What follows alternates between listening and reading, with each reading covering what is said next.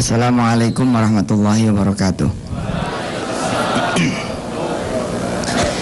Alhamdulillah, dulu saya dikasih pengalaman oleh Allah Subhanahu wa Ta'ala lewat orang-orang tua saya, jualan dari kecil.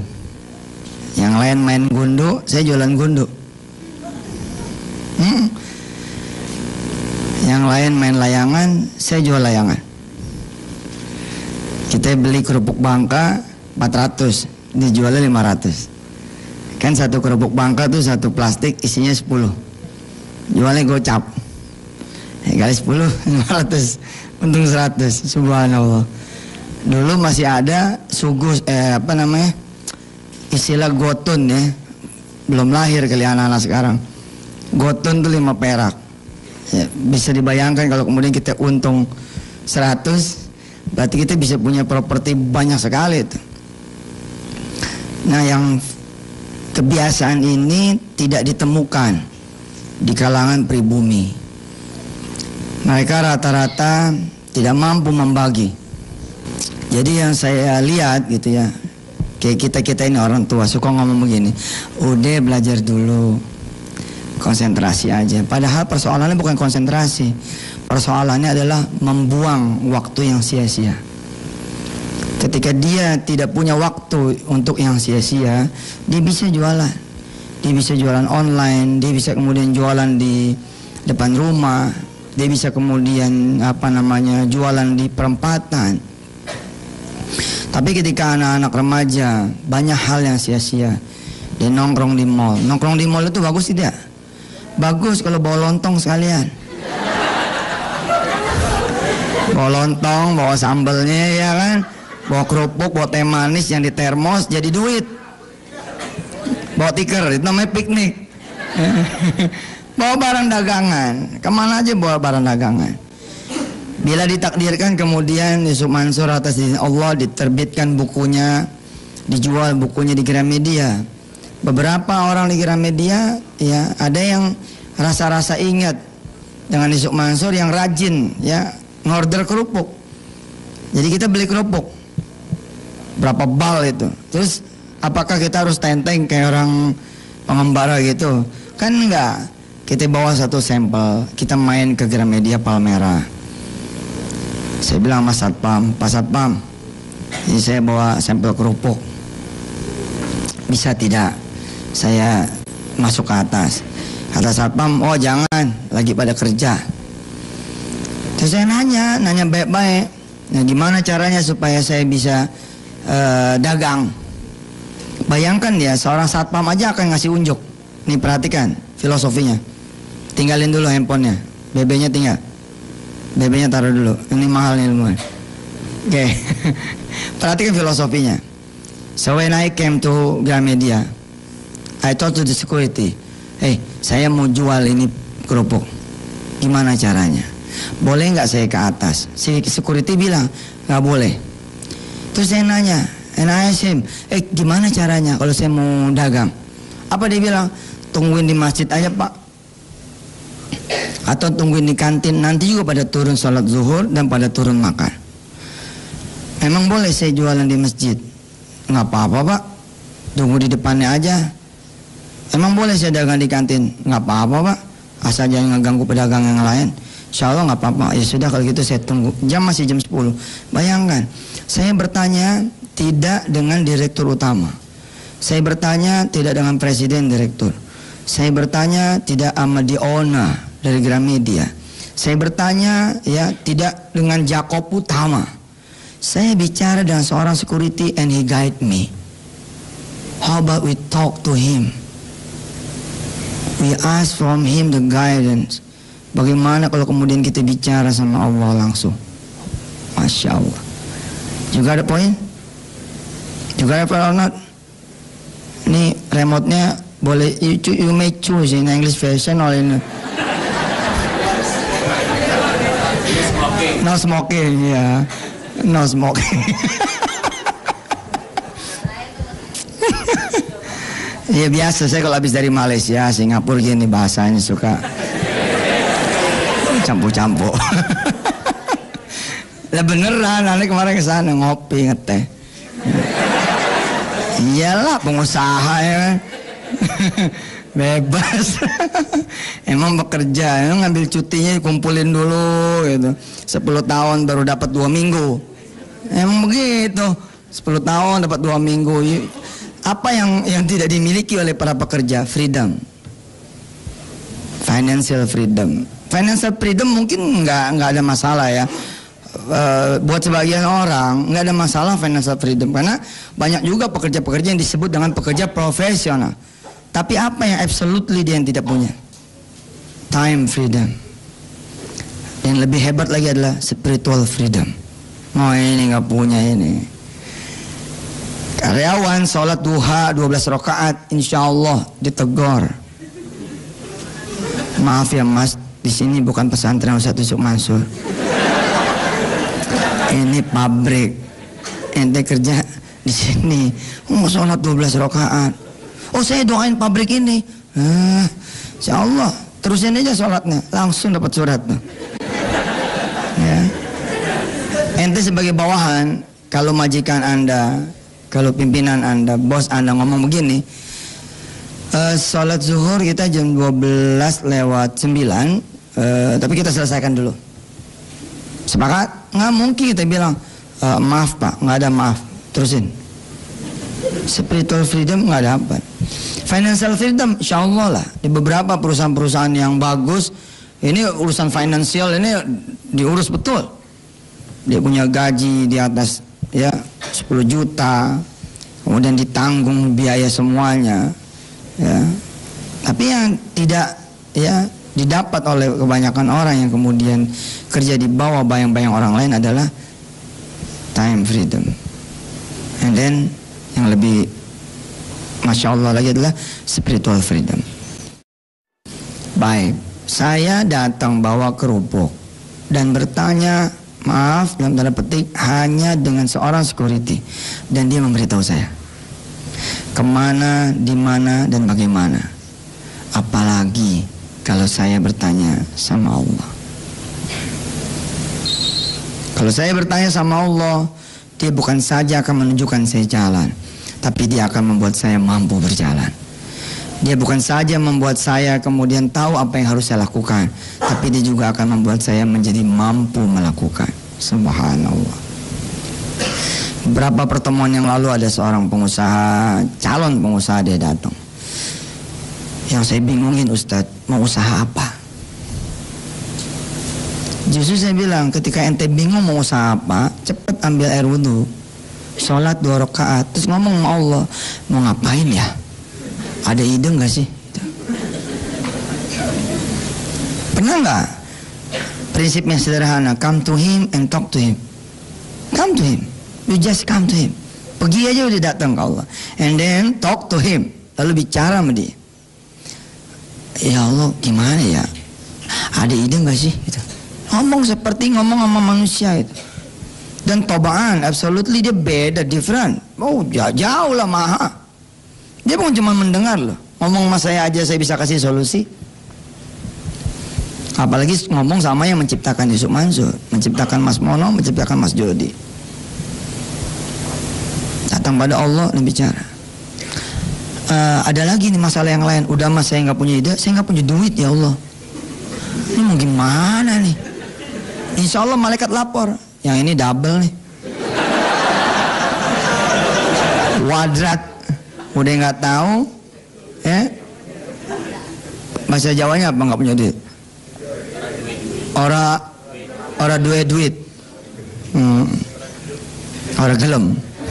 Apa ora gelem ini? Ente jangan ngebohongin aneh.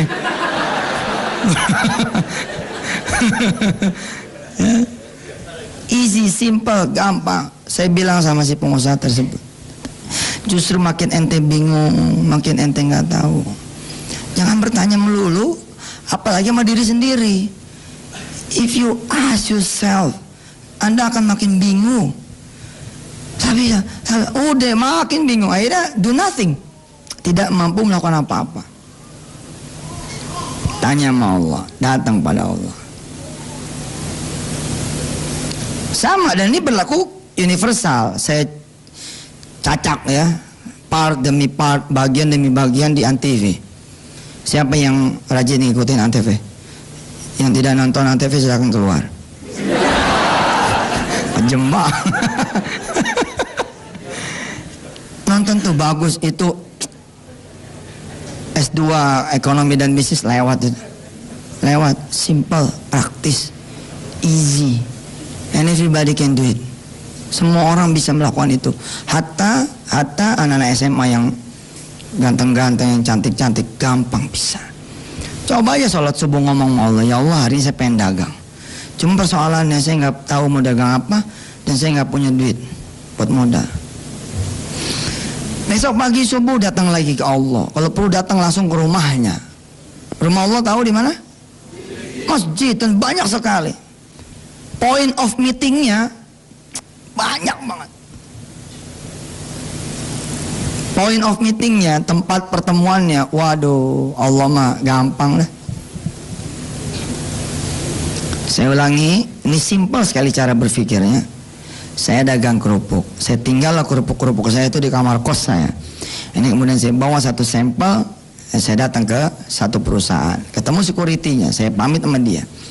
Apakah si security pemilik dari perusahaan tersebut? Bukan. Dan dia adalah pekerja dari level, maaf, termasuk yang paling bawah. Tapi dia saja mampu menggait saya. Apalagi kalau saya nanya sama manajer, apalagi kalau saya tanya sama direktur. Kalau saya tanya sama direktur, umpama direktur ini om saya, om, wajibin dong semuanya beli kerupuk, beres. Sekali lagi saya tanya, you got the point? Yes. Pasti gampang kok ini. Cara berpikirnya gampang, easy logic. Kalau saya adalah seorang ponakan dari the owner of one corporate, saya tinggal bilang, om, gimana nih caranya nih supaya barang saya laku? Udah lu bawa aja barang lu. Dikumpulin di karyawan-karyawannya.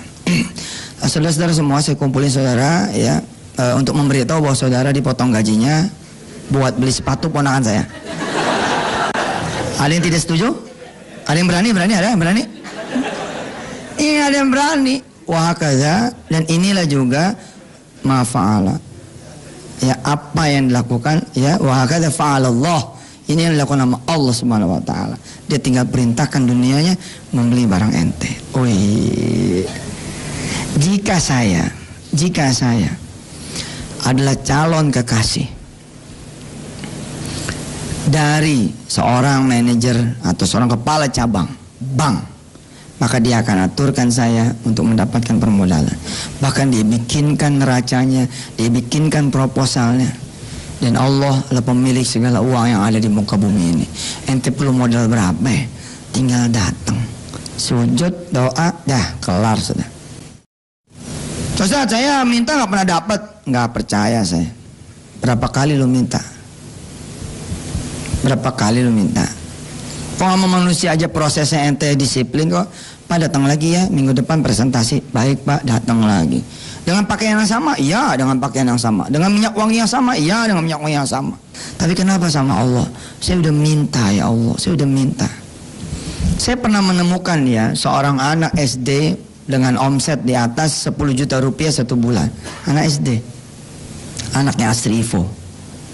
Dia jual online. Nah nggak tanggung-tanggung yang dijual, mobil bos.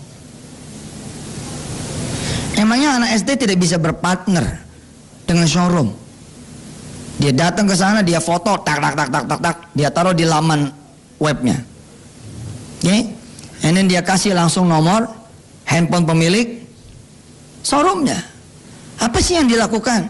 Yang dilakukan adalah yang bisa dilakukan oleh Anda semua anak-anak SMA yang dirahmati Allah. Makanya saya bilang, yang sia-sia dijauhin.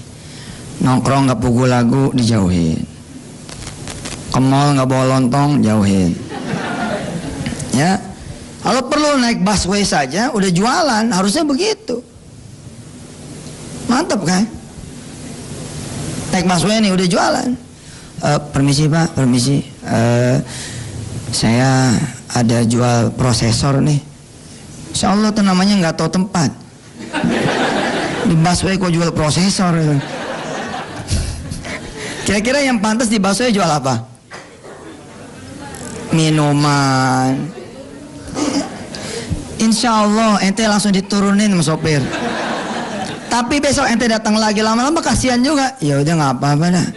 Apalagi ente datangnya cakep. Begitu datang naik, taruh tuh 1 es di tempat sopir. Ini buat bapak saya mau dagangan. Insya Allah. Di kereta. Di Indonesia ini kan negara paling enak ya. Nggak perlu izin sampai ente dagang. Mana ada begini. Insya Allah ente langsung diturunin sama sopir. Tapi besok ente datang lagi lama-lama kasihan juga. Ya udah nggak apa-apa dah. Apalagi ente datangnya cakep. Begitu datang naik, taruh tuh 1 es di tempat sopir. Ini buat bapak saya mau dagangan. Insya Allah. Di kereta. Di Indonesia ini kan negara paling enak ya. Nggak perlu izin sampai ente dagang. Mana ada begini, digeser dikit ke Malaysia, apalagi ke Singapura, udah nggak bisa. Apalagi negara-negara maju nggak bisa. Ente mah dagang asal jangan ketemu terantip itu aja. Tapi insya Allah lah, insya Allah enggak gitu. Artinya apa? Tinggal masalah kemauan. Dulu sebelum era entrepreneur merebak seperti sekarang, kalimat ini adalah kalimat mafhum di kalangan mahasiswa. Kalau semester 5 lu masih dibiayain, berarti lu bukan mahasiswa. Ingat nggak? Zaman dulu pernah kuliah nggak? Nggak selesai. Dulu begitu. Kalau semester 5 masih dibiayain, wah ini namanya bukan mahasiswa. Sekarang ketika era entrepreneur merebak seperti sekarang, bolehlah kita kemudian lebih majuin lagi. Kalau jadi anak SD masih dibiayain, berarti bapaknya nggak mikir, berarti ibunya nggak mikir. Nah, ada tuh satu episode di Antv, saya kasih tahu berapa sih kebutuhan anak, misalkan 350.000. 350.000 nih, makan, minum, jajan, nabung, sama SPP. Terus apa yang harus dilakukan sama orang tuanya? Orang tuanya memakaikan sesuatu yang membuat anaknya ini mampu mencari duit 350.000. Harusnya begitu. Insya Allah sih kita akan menuju kepada sana ya. Situasi ini kita akan dapat. Nah, berbeda dengan kalangan Chinese, teman-teman kita orang-orang Chinese. Coba, bahkan kadang-kadang mereka sepertinya kita ngomong gini, dia mah nggak seberuntung kita. Kita sekolah di warung, kasihan ya. Besoknya kita yang jadi manajernya pabrik dia.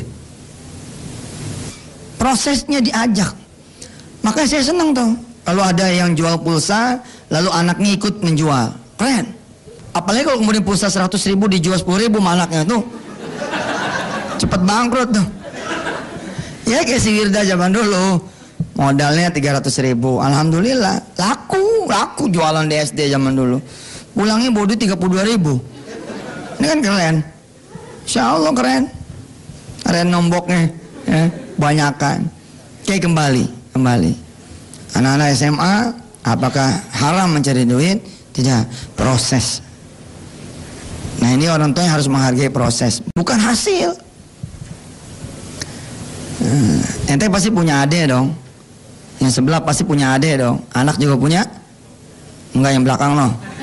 Yang kacamata. Iya. Punya adik? Punya, dorong dia. Pesankan halaman web yang dibeli abon, www.abon.com. Strong abon, www.strongabon.com. Pokoknya terima diantar di tempat tanpa cas tambahan. Subhanallah. Kita beli abonnya di Boyolali 1 bal, ya toh? Prosesnya, bukan bisnisnya, prosesnya. Kalau buat anak kita, kalau kita udah jangan main proses sih. Kita udah bertarung sama kehidupan, jangan bercanda kalau kita mah. Tapi kalau buat anak-anak kita, proses. Ya, kan ada Maici tuh. Yang belum ada Naici kan? Kita bikin www.naici.com. Kerupuknya lebih kecil, keripiknya juga lebih kecil gitu. Namanya juga Naici, ya kan? Insya Allah ada Mas Mono kan? Belum ada Mas Mini. Nah, kita bikin www.masmini.com. Hanya tulang yang kita jual, sorry.